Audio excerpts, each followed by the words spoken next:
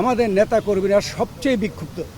আমরা এই স্বৈরাচারী ফ্যাসিস্ট সরকারের কর্তা ব্যক্তিদের এবং যারা দায়ী তাদের বিচার চাই। আমাদের যে আলোচনার মধ্যে আসছে সংস্কার, বিচার এবং নির্বাচন মূল।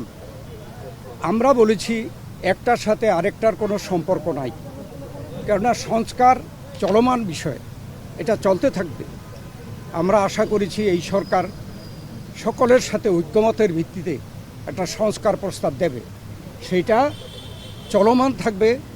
এবং আমরা যদি ভবিষ্যতে জনগণ আমাদেরকে ক্ষমতায় বসায়, আমরা সেই সংস্কার চলমানভাবে আমরা সংস্কার বাস্তবায়নের আমরা প্রচেষ্টা নেব।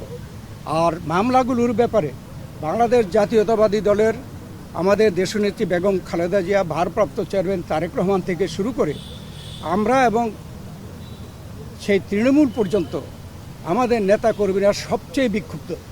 আমরা এই স্বৈরাচারী ফ্যাসিস্ট সরকারের কর্তা ব্যক্তিদের এবং যারা দায়ী তাদের বিচার চাই। অতএব আমরা তো বিচারের পক্ষে, তবে বিচার ব্যবস্থা সেগুলো যদি বিএনপি ক্ষমতায় যায় তাহলে বিচারের আওতায় এনে স্বাধীন বিচার ব্যবস্থার মাধ্যমে এই বিচার সম্পন্ন করা হবে।